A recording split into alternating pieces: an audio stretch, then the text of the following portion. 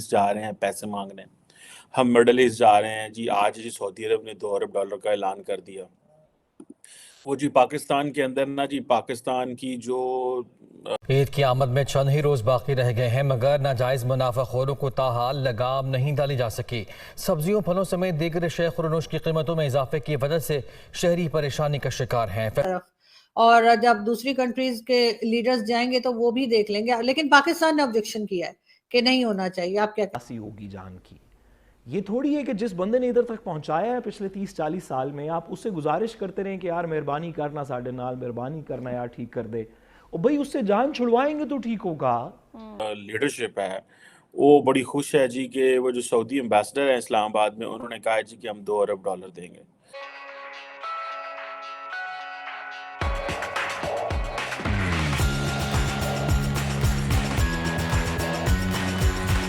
اور جی additional deposit ہے جی، آج جی 40 کروڑ چائنا سے آ رہا ہے۔ بھائی آپ اگر دیکھیں تو آپ کو اگر کوئی سروسز آپ کے پاس ہیں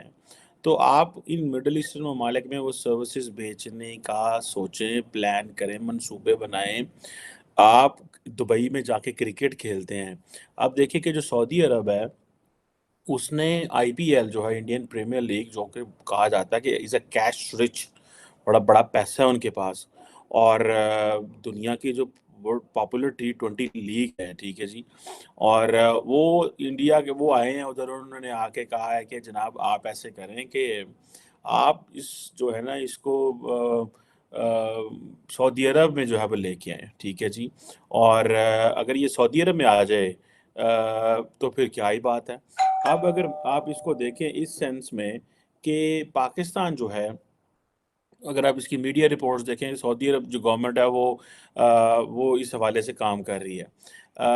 اور جو سعودی عربین اتھارٹیز ہیں انہوں نے جو بورڈ آف کنٹرول ہے کرکٹ ان انڈیا، جسے board of control for cricket in India BCCI ہے، اس سے بھی بات کی ہے،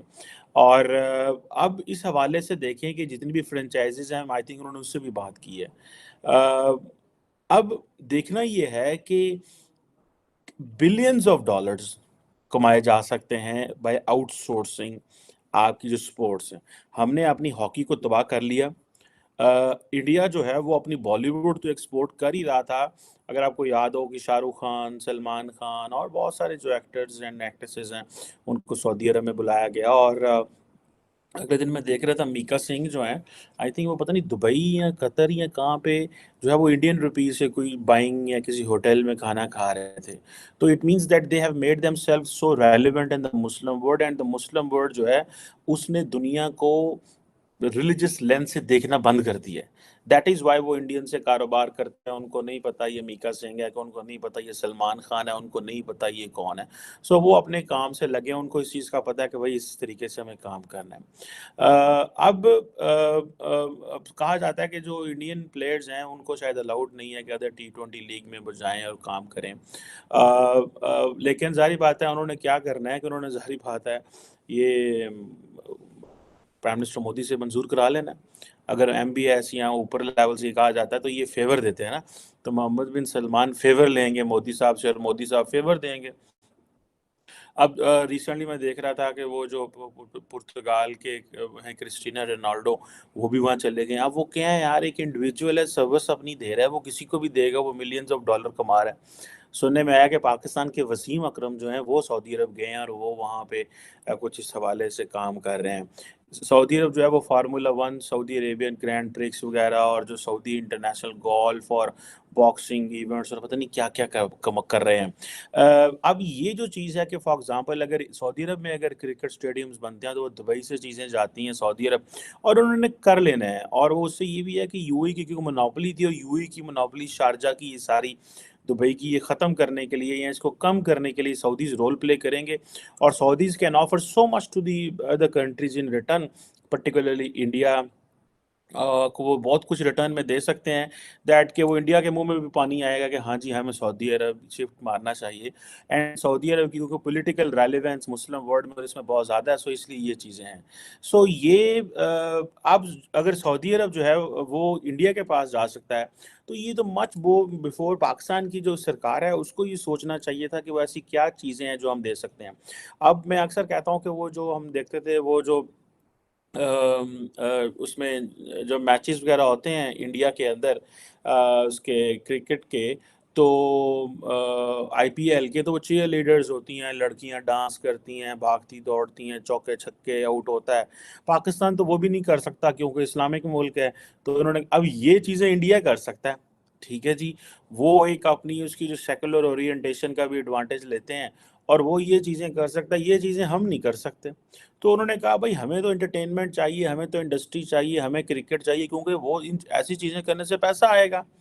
The real thing is that کہ you have to change۔ ہم وہ چیزیں نہیں کر سکتے، تو ہمارے پاس وہ نہیں آئی، یا ہم وہ پروپوزل لے کے سعودیز کے پاس ہمیں پہلے چلے جانا چاہیے تھا۔ ہمیں پتا تھا کہ یار یہ چیزیں یہ ڈھونڈ رہے ہیں، تو ہم کیوں نہ